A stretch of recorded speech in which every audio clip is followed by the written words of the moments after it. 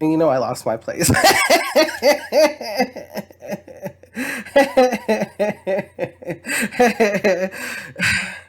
So I believe he was probably okay.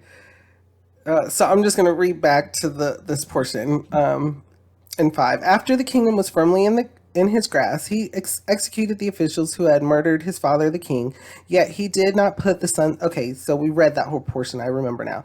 So the next paragraph, he or number 7, he was the one who defeated 10,000 Edomites in the valley of Saul. Wait, hold on.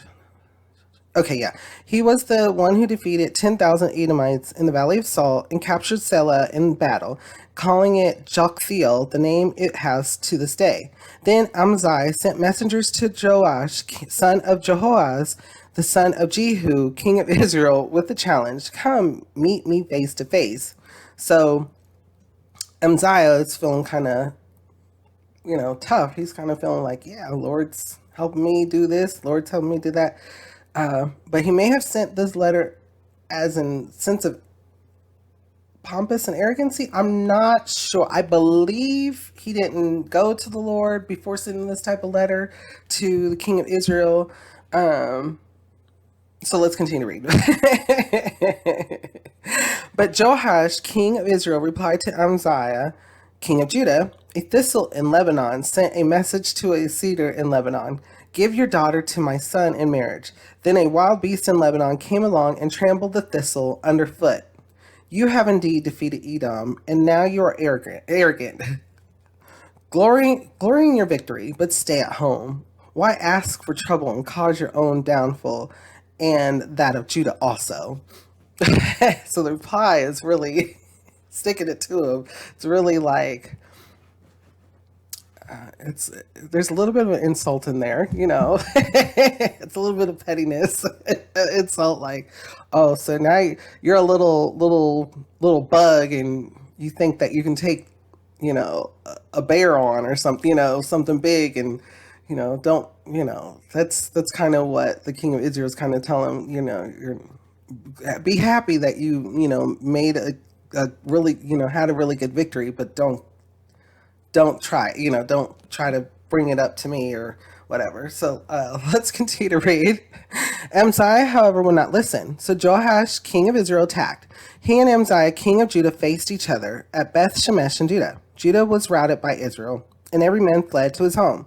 Jehoash, king of Israel, captured Amaziah, king of Judah, the son of Joash, the son of Uzziah, at Beth Shemesh. Then Joash went to Jerusalem and broke down the wall of Jerusalem from the Ephraim gate to the corner gate, a section about 600 feet long.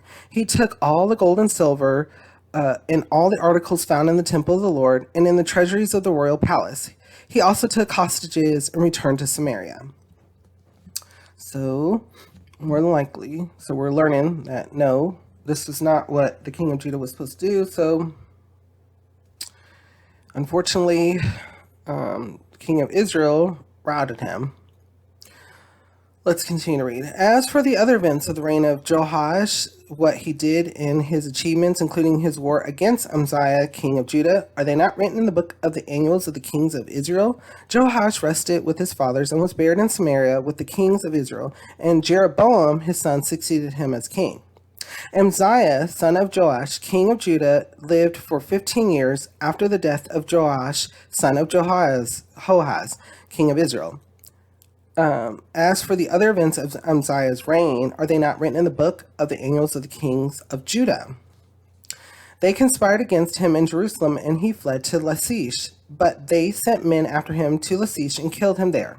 He was brought back by a horse and was buried in Jerusalem with his fathers in the city of David. Then all the people of Judah took Azariah, who was 16 years old, and made him king in the place of his father Amaziah.